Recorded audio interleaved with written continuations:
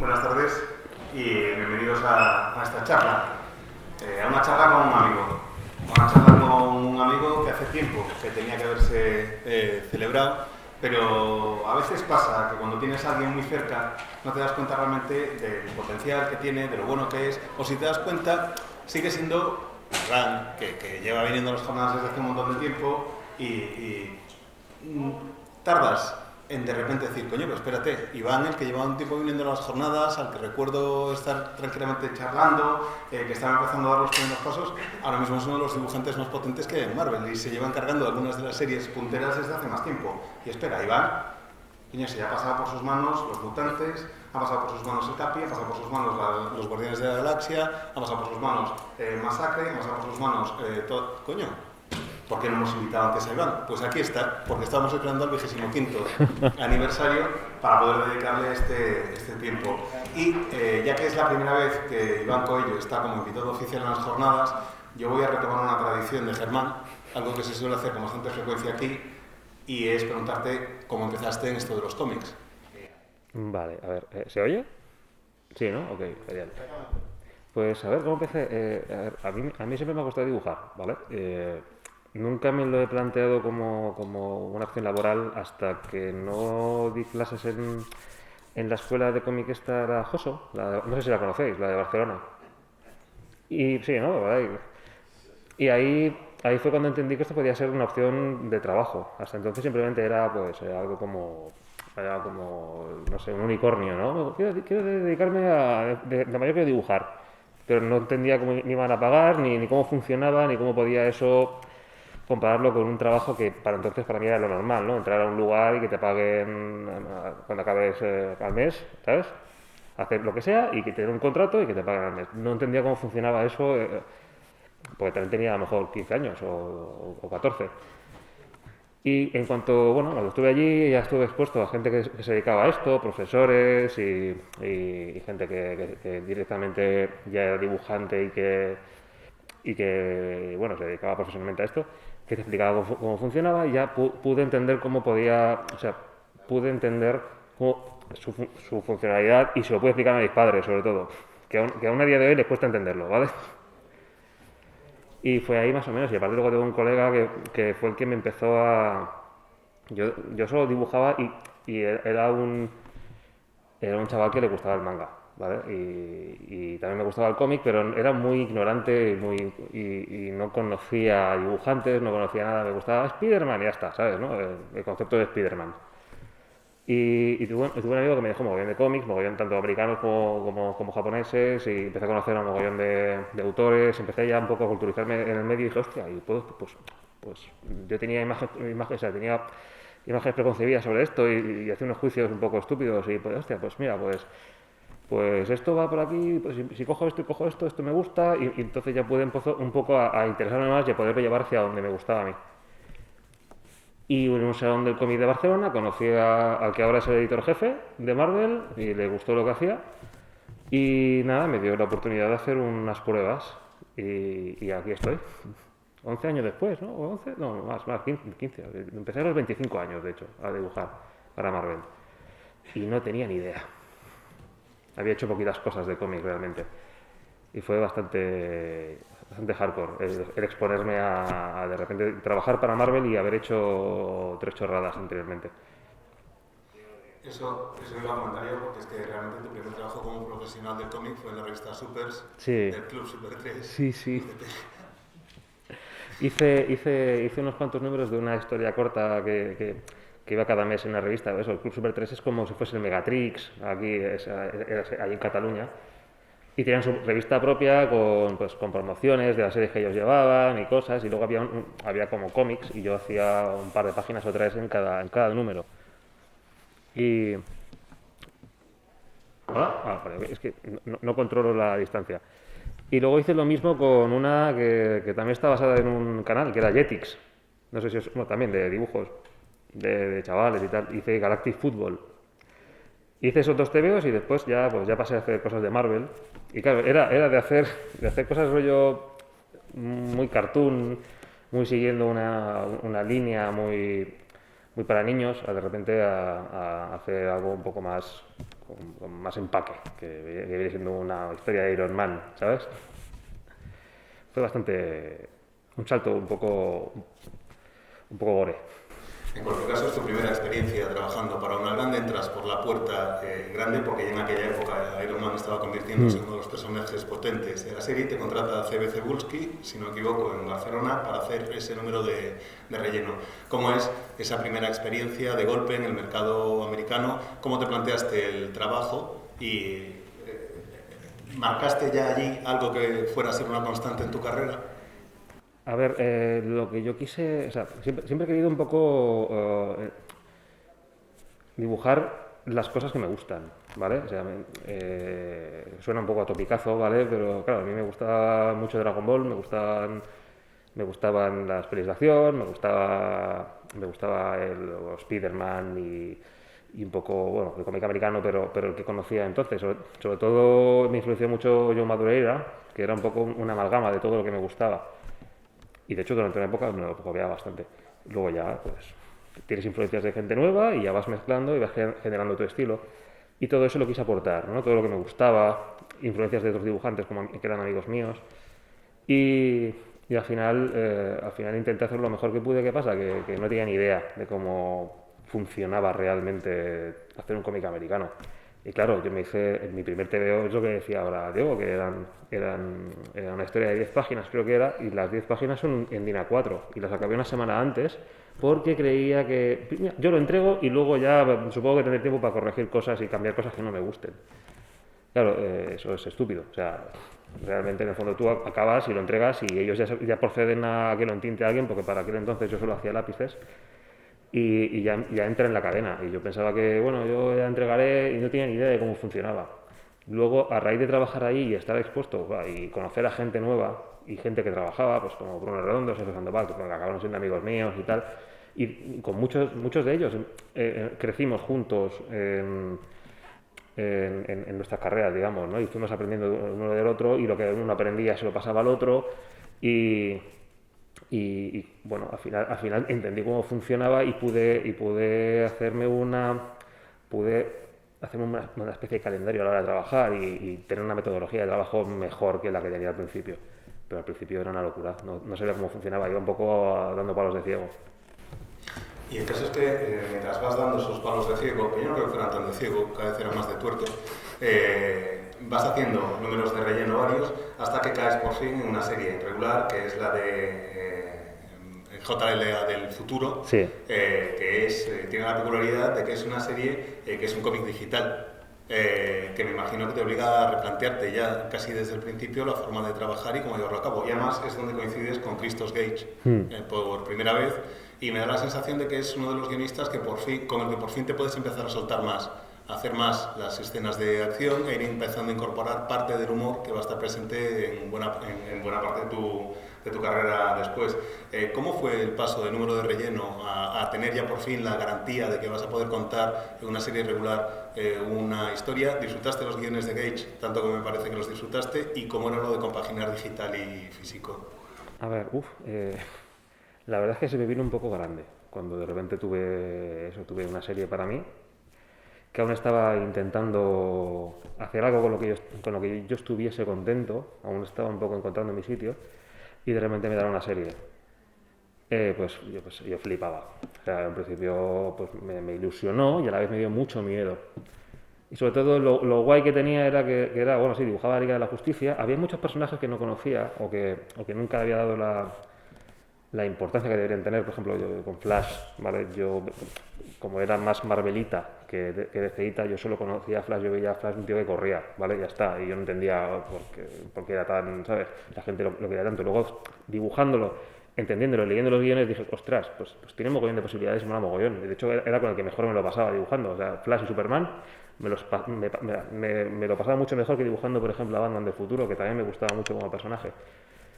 Y a raíz de ahí empecé a dibujar y Christos hacía unos guiones que me dejaban mucho pie para hacer las escenas que me gustaba, hacer cosas de acción. Había muchos personajes, sí que es cierto, que tenía que buscarme la forma de meter a toda esa gente y que funcionase en la viñeta.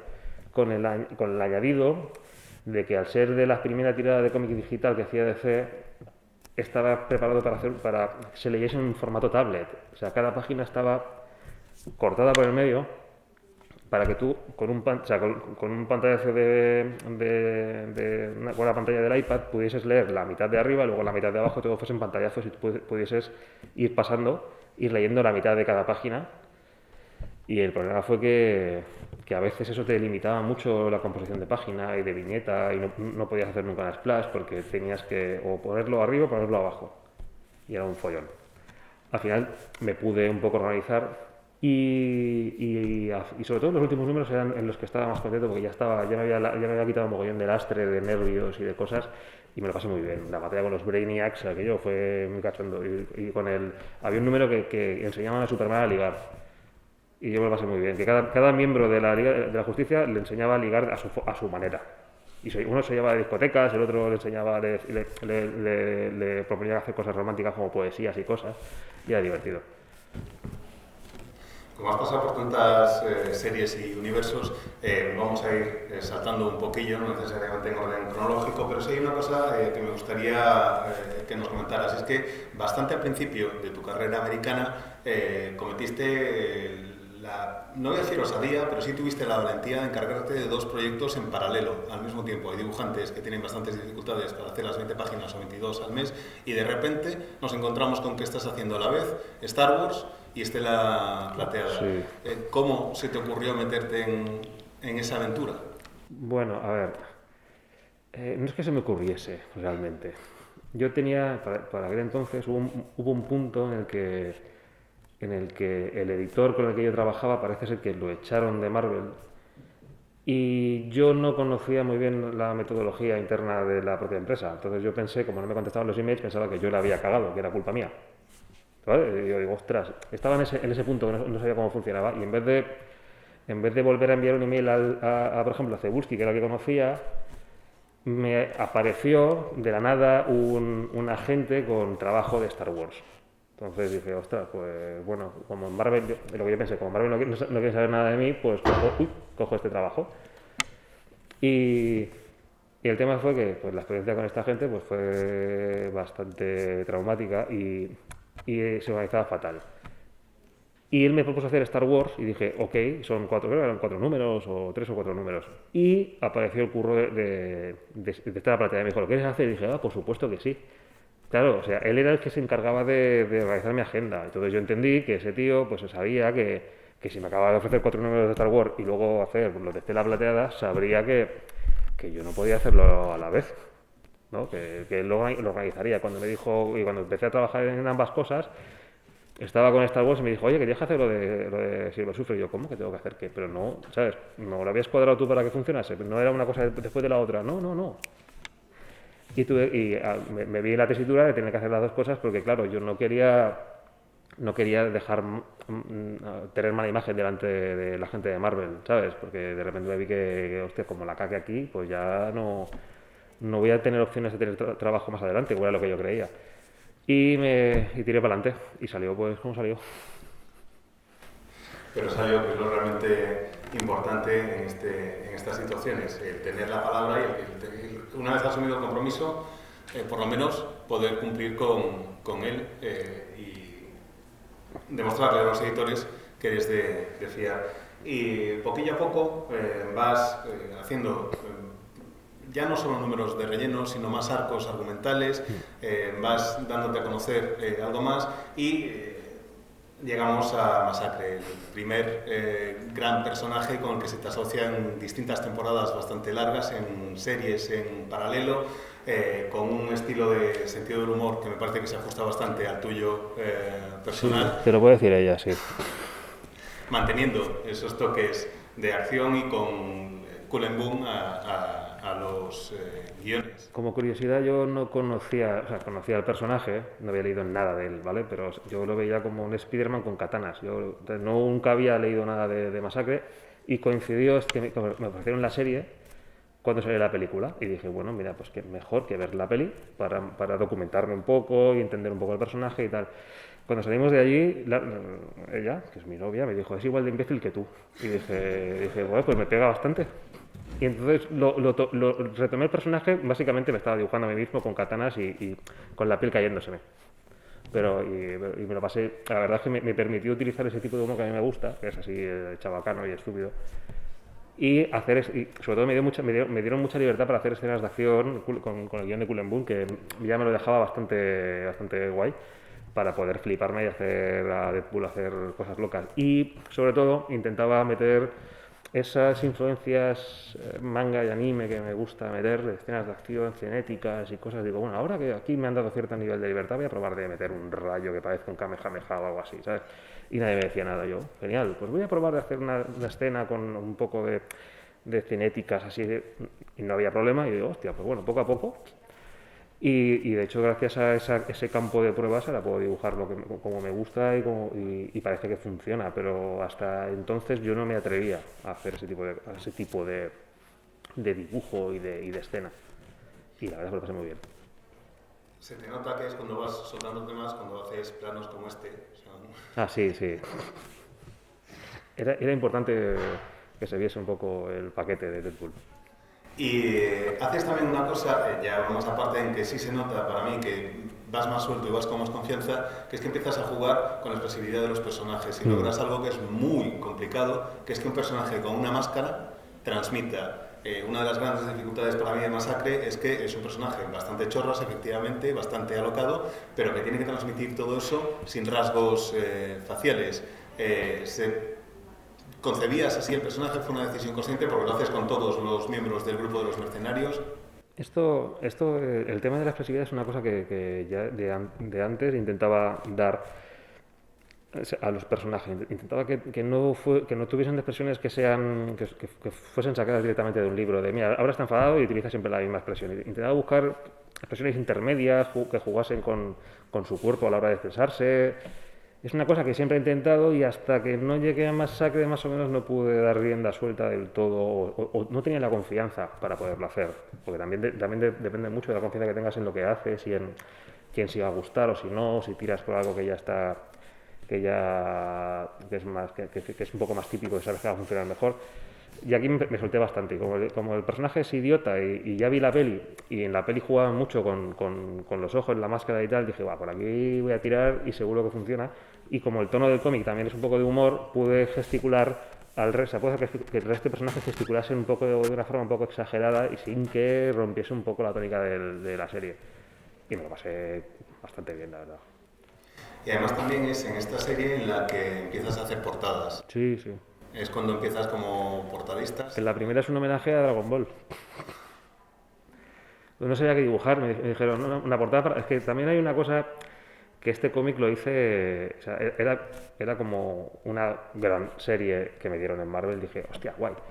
Y los tiempos que tenía era, pues tenía que hacerme 20 páginas en 20 días prácticamente, o sea, era una locura, con portadas incluidas, ¿vale? O sea, es como, venga, a correr. Algún día, un mes un poquito más, algún mes un poquito menos, pero siempre era eso, pues no llegaba al mes muchas veces. Y era como un trabajo muy importante y estaba, por el calendario, porque yo creo, esto nunca me lo han confirmado, pero yo creo que habían probado varias personas y como que de repente aparecí yo y dijeron y que vamos un poco justos, ¿sabes? Y fue una gran oportunidad con un tiempo muy limitado y de repente pues hice un mogollón de portadas y la primera no tenía ni idea de qué hacer. Y justamente me dijo un amigo, ¿por qué no haces...? Pues mira, acabo de ver Dragon Ball, un capítulo de las fuerzas especiales y dije, ya está, esto mismo, pues que son chorras, voy a probar a ver si funciona el homenaje. Y a la primera me lo pillaron. Y el segundo, la segunda portada era un homenaje a Street Fighter, ¿vale? Que hice 2 pruebas y pillaron la que menos me gustaba, pero aún así pude meter ahí un mando de la Mega Drive. ¿Tuviste que cambiar de todas formas la forma de concebir esa imagen? No es lo mismo narrar con una portada que narrar con una página. Aparte de no tener ni idea, como decías, de buscar una imagen en concreto de Dragon Ball, ¿cómo ha sido después tu proceso para seguir como portadista?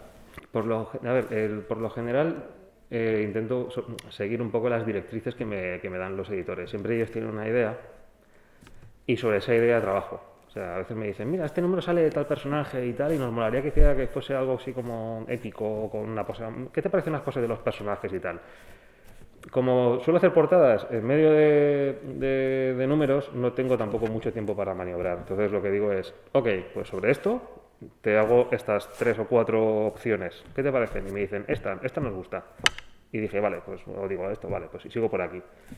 De hecho, ayer mismo envié dos opciones también para una portada que tengo que hacer. Y voy así, ellos me pasan las directrices más o menos. Cuando ellos me dicen, haz lo que tú quieras, entonces ya digo, buah, voy a hacer, pillo, no sé, a lo mejor cojo, sobre todo pienso mucho en carteles de pelis de los 80, como me gustan mucho los carteles de Drew Struzan, el de Indiana Jones y Star Wars y tal, me molan mogollón.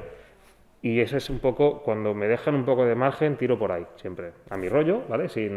A nivel compositivo hablo, no a nivel de dibujo, tiro por ahí. O sea, yo llevo a hacer pues, la típica cabeza grande con personajes pequeñitos y una nave y cosas así, ¿sabes? Y cuando las propongo suelen ser las que menos les mola a ellos, pero bueno, alguna vez fuera. Antes de seguir repasando series, una de las cosas que me parece que mejor definen tu evolución es que tienes la enorme capacidad de conocer tus muchos errores. Que eso, y no es un troleo, te lo digo totalmente en serio, me parece que es la única forma de poder avanzar. Sí. Vas viendo cuáles son tus carencias y haces un ejercicio de reflexión, te paras cuando acabas un número y dices, esto lo podría haber resuelto mejor, esto no, ¿cómo puedo mejorar? ¿Eres consciente de dónde vas flaqueando y cuáles son las estrategias que desarrollas para superar esas carencias? Yo por lo general siempre tengo, o sea, siempre uno cuando dibuja sabe qué es lo que se le da mejor y qué se le da peor, siempre, ¿no? Y que le gusta más dibujar y que no suele dibujar pues porque no le dedica el tiempo, no le gusta. Y yo soy consciente tanto porque me doy cuenta yo como que tengo amigos que me lo dicen. De, hostia, pues ¿por qué no trabajas tal? Tengo suerte de tener amigos dibujantes que controlan mogollón y que me dan consejos. Y siempre lo que intento es, para no sentirme abrumado, intento ir haciendo esas correcciones y tomar de todo lo que yo considere que debo mejorar, coger algo y centrarme en ello en el siguiente número, hasta que lo consigo, como mínimo, hasta que vea que más o menos funciona, de que pase de no funcionar a que funcione. Y así poco a poco, centrarme en pequeñas cosas, en cada número, irlas mejorando, y una vez ya he mejorado algo lo suficiente, paso a la siguiente. Intento no fijarme en todo y mejorarlo todo porque para mí me parece algo muy abrumador y puede hacer que me colapse, digamos. De repente tener que cambiar que si la tinta, que si lo otro, que si tal, que si la perspectiva, el fondo, y las tomas, ¿eh? Pues es como un mogollón de información que tienes que cambiar en un solo número a lo mejor y tienes un tiempo muy limitado, con lo cual mejor centrarse en pequeñas metas, irlas solventando e ir avanzando poco a poco, porque si te anda trabajo ya, como es mi caso, y tienes trabajo de seguido, quiere decir que al menos funcionas de alguna forma, entonces tienes margen. Vamos a hacer un repaso muy rápido. Dos preguntas muy concretas sobre Daredevil y Los Mutantes. ¿Cómo fueron las experiencias en ambos casos? Y ¿tuviste que documentarte de alguna manera en especial en el caso de Daredevil? Porque pegas un pequeño cambio de tono, de registro, y parece que estás otra vez como más contenido, pero por decisión propia. Es que en Daredevil creo que fueron 2 semanas para hacerlo, o sea, o menos, ¿vale? Fue una locura Daredevil. Y salió, claro, me deja muy flipado que a día de hoy, o sea, he leído críticas de eso y, qué hostia, pues muy guay. Y yo digo, si tuve 2 semanas, hay números en los que dedico más tiempo y dicen, no está tan mal, o sea, no está mal, pero tampoco. Y Daredevil, que tuve 2 semanas, a la peña, por lo que tengo entendido, le gusta bastante. Y fue un cambio de registro, tuve que centrar mucho más en la narrativa, por ejemplo. Tuve, pues, que esforzarme en jugar un poquito con saltos de viñetas, o sea, por ejemplo, utilizar un personaje que corriese por varias viñetas para, no sé, utilizar técnicas que no había utilizado anteriormente, que antes era un poquito más sota, caballo y rey. Y la verdad es que me lo pasé muy bien y aprendí muchísimo. Y utilizar sobre todo mucha mancha de negro, que me vieron muy bien para luego cuando me metí en Venom, que era sobre todo que me fijé mucho en lo que estaba haciendo Ryan Stegman anteriormente, que era meter mucha mancha de negro, mucha texturita, mucha cosa. Y yo era un dibujante de línea y muy clarito y muy limpito. Y claro, aproveché Daredevil como campo de pruebas para meterme a hacer cosas un poco más sucias en Venom. Entrando ya en el universo de Spider-Man, no solo en Venom, sé que Spider-Man era el personaje que tú querías dibujar y cuando por fin tienes la oportunidad has podido colaborar con un guionista que a mí me encanta, personalmente, que es Nick Spencer, sobre todo. Pero ¿cómo llegas a Spider-Man y qué sientes la primera vez que dices soy el dibujante de una serie de Spider-Man? Bueno, pues flipé bastante. A ver, y también es cierto que yo les dejé muchas pistas a mis editores prácticamente en cada email que hacía. O sea, que les enviaba, les decía, ¿sabéis que Spider-Man es mi personaje favorito? Que Venom me mola mogollón, ¿vale? O sea, de hecho yo quería dibujar Venom y Spider-Man cuando era joven. Yo, pues lo típico de, yo de mayor quiero dibujar cómics y quiero hacer la serie de Spider-Man. Y si no, la de Venom. Luego vi que Venom, cuando yo lo propuse, no tenía serie regular, tenía miniseries y tal. Y cuando apareció la serie regular, la de ahora, porque siempre ha habido como cortes, ¿no? Hacían como, sí, número 1 de Venom, y luego duraba X capítulos y luego chapaban. Y me dieron el Venom verso antes de hacerlo de Spider-Man, y yo dije, qué guay, pues ya por fin, ya he puesto un pie aquí. Y en todos los emails yo le decía, qué guay el Venom verso, pero que sepas que quiero hacer Spider-Man. Y al final parece que alguien lo oyó y me dieron los 3 números estos, que aparte también está muy guay que me den 3 números y era dibujar a Spider-Man y Jonah Jameson en un podcast. Dije, joder. Digo, me quería flipar. Lo bueno es que Nick me dio mucho margen el guión suyo me dio mucho margen para poder hacer escenas flipadas y hacer Spider-Man ahí balanceándose, lo que yo quería dibujar. Y me dio mucho pie también a pillarle mucho cariño a Jonah Jameson y dibujarlo haciendo muchas muecas y haciendo una expresividad un poco así como muy exagerada. Y la verdad es que me lo pasé muy bien. No pensaba que me lo iba a saltar bien dibujando a Jameson. Efectivamente, para llegar a Spider-Man pasaste antes por el universo de Venom, pero es que con Venom es el personaje con el que últimamente más se te identifica. Después del éxito del Spider-Verso, llega el Venom-verso y ahí es donde entras tú en contacto por primera vez con el personaje. Con Cool and Boom, además, creas no sé si los trabajaron como los venenos o los poisons. Eran los poisons, sí. El tema con esto es que fue un poco pues como toda mi carrera. Oye, Iván, que mañana entregamos, ¿cómo lo tienes? ¿Sabes? Tienes que hacerte 20 TVOs y yo, pues estupendo, lo tengo muy bien.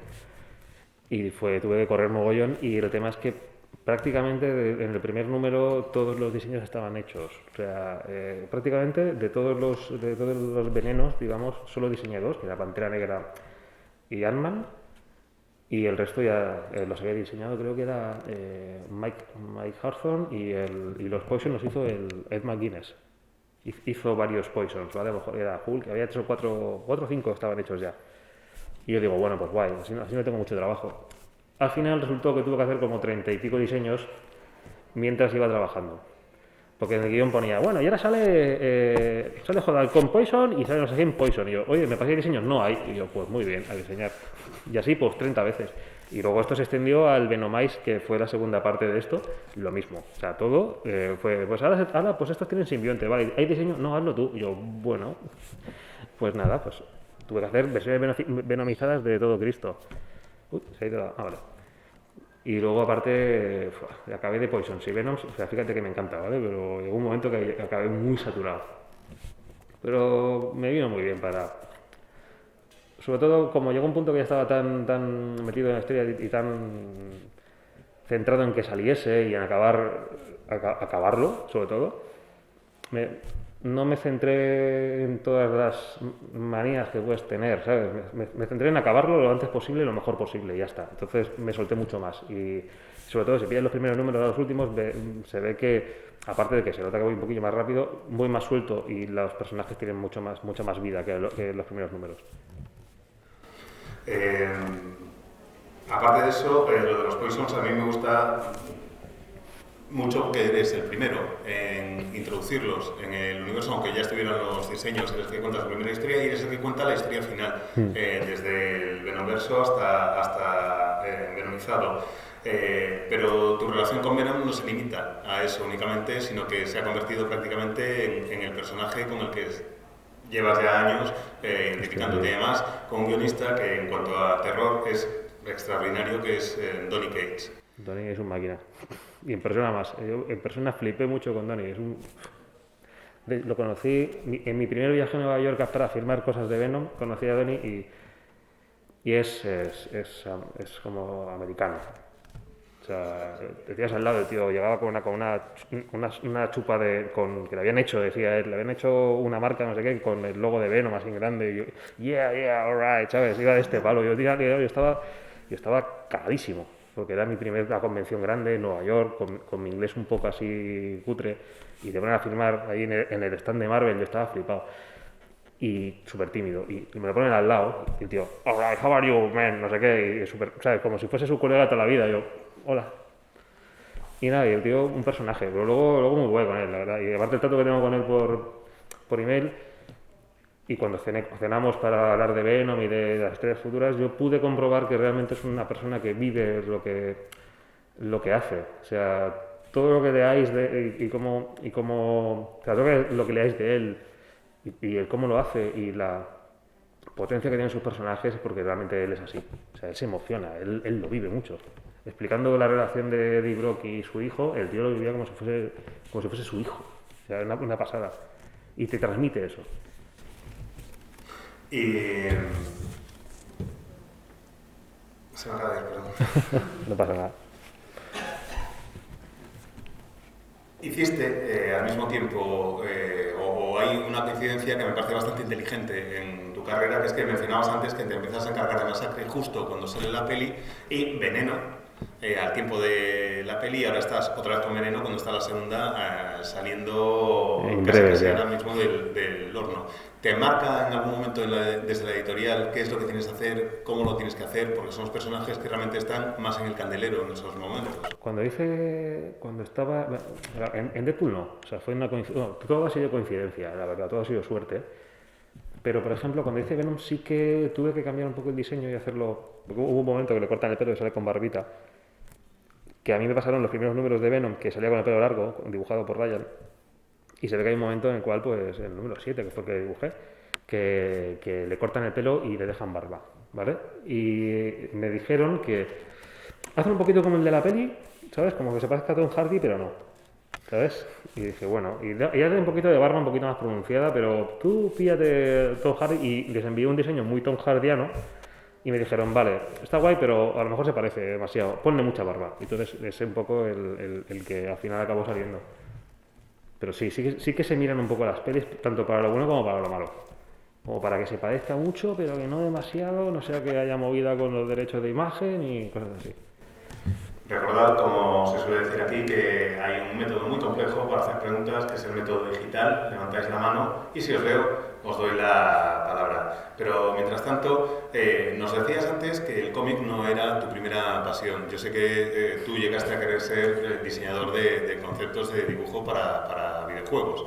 Y entre todas las series que has hecho, hay una que tiene la peculiaridad de que es al mismo tiempo videojuego y sale el TVO prácticamente a la par, que fue Injustice. Hostia, sí. Volvemos un poco hacia atrás. ¿Cómo fue esa experiencia? ¿Tuviste contacto además con la empresa de videojuegos? ¿Os marcaban algo desde la editorial? De hecho, Injustice surgió aquí. Porque claro, Jim, que era el editor que hacía entonces Injustice, ha venido aquí muchas veces. Y entonces fue un día, pues, o sea, lo siento. Pues teníamos contacto con él y tal, siempre nos veíamos aquí las veces que venía, y alguna vez habíamos coincidido en otro salón y teníamos muy buena relación. Y un día, pues estando aquí, de hecho, un año que vine una semana entera, me senté a su lado y me dice, oye, ¿qué llevas ahí? ¿Te puedo ver tu trabajo? Y yo, sí. Y a lo mejor lo conocí hace como 3 o 4 años y nunca había habido ¿sabes? Y hablando me dijo, me voy a curar contigo. Y yo, pero es que estoy en Marvel ahora y tal, y lo tengo un poco cerrado, y tengo lío, pero bueno, molaría mogollón. Y hubo un momento en el cual, creo que fue antes de Deadpool, que hubo un parón.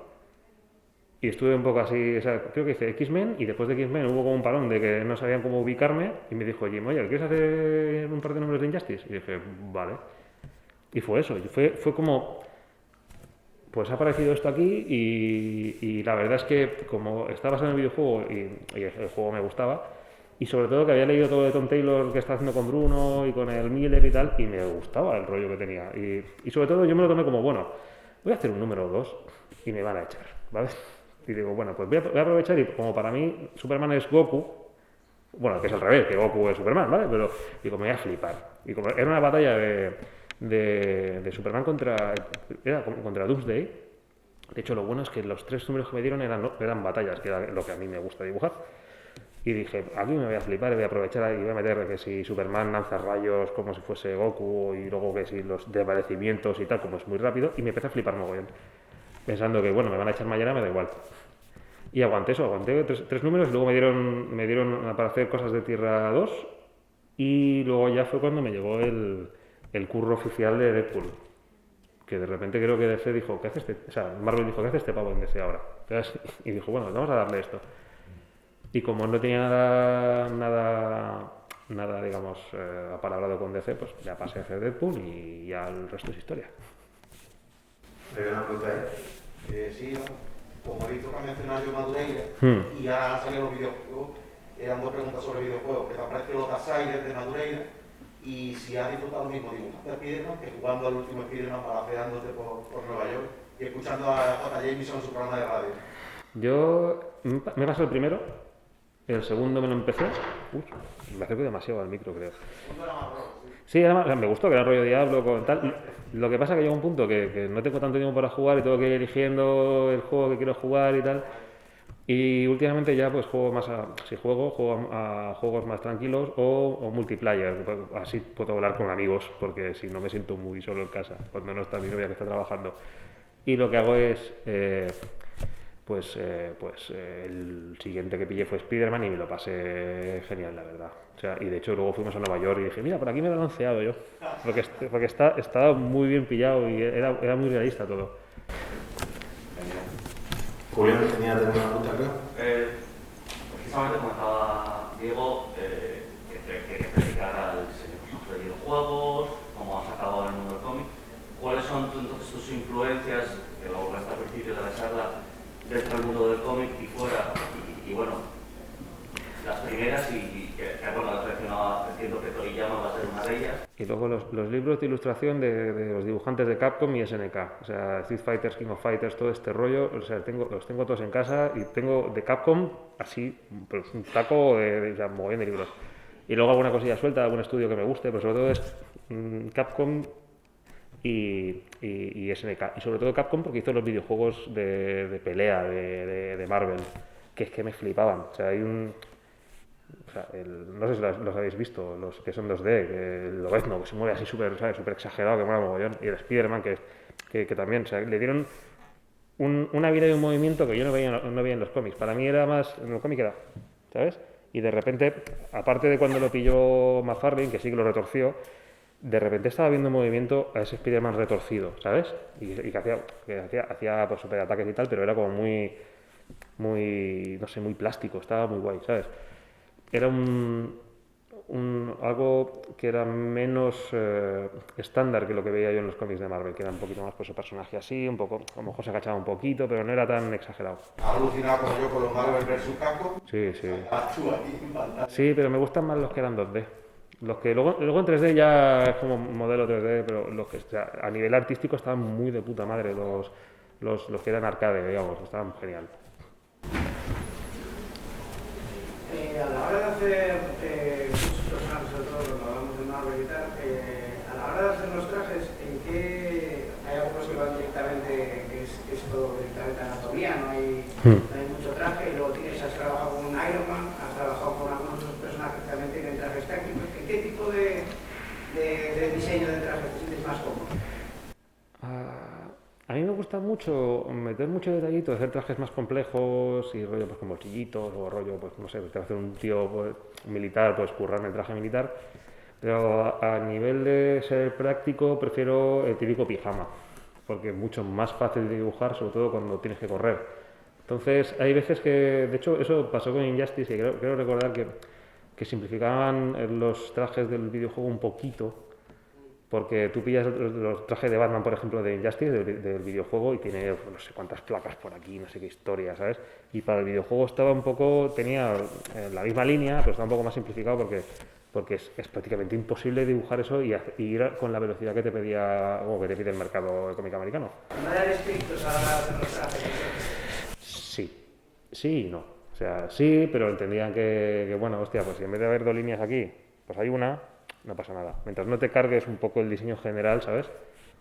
Nos queda un minuto, así que lamentablemente vamos a tener que cerrar, pero antes sé que lo habéis estado esperando un buen rato, por lo menos Iván.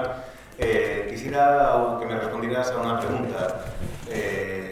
Sé que los personajes de su entorno y sus familiares, está claro que no sabes dibujarlos, pero Mr. Miracle sigue siendo el personaje que más te cuesta dibujar. No, me cuesta mucho más dibujar a Big Barda, mucho más.